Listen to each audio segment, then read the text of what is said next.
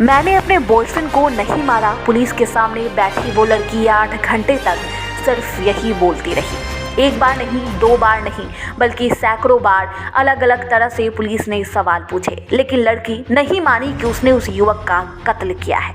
8 घंटे बाद आखिरकार 22 साल की ग्रीष्मा ने सच को उगल दिया। उसने कबूल कर लिया कि उसने ही अपने बॉयफ्रेंड का कत्ल किया है, क्योंकि उसका बॉयफ्रेंड उसे छोड़ नहीं रहा था, इसलिए उसने उसे मार दिया। ग्रीष्मा ने बताया कि 14 अक्टूबर को उसने शेरोन के मोबाइल पर फ़ोन किया।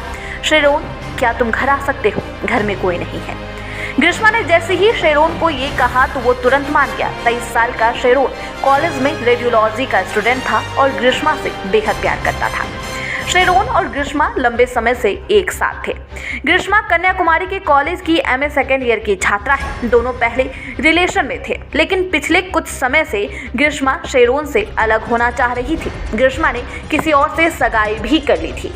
रिपोर्ट की माने तो ग्रीष्मा अब शेरोन से छुटकारा पाना चाहती थी, इसलिए उसने उसे घर भी बुलाया था।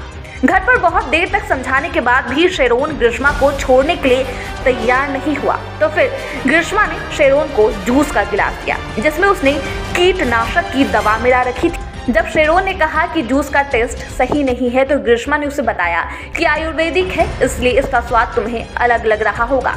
मेरे पास शेरोन से छुटकारा पाने का और कोई रास्ता नहीं था। पुलिस के सामने रोते हुए कॉलेज की इस छात्रा ने अपना जुर्म कबूल कर लिया है। मीडिया रिपोर्ट के मुताबिक शेरोन की मां की माने तो ग्रीष्मा के पूरे परिवार ने मिलकर उसके बेटे की जान ली है। एक अंधविश्वास के कारण उसके बेटे की जान चली गई है। युवक की मां ने बताया कि लड़की की कुंडली में लिखा था कि उसके पहले पति की मौत हो जाएगी, इसलिए उसके पूरे परिवार ने उसके बेटे को मार डाला।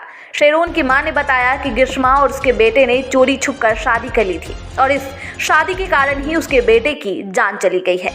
इस घटना पर आपकी क्या राय है? आप हमें कमेंट बॉक्स में जरूर बताएं।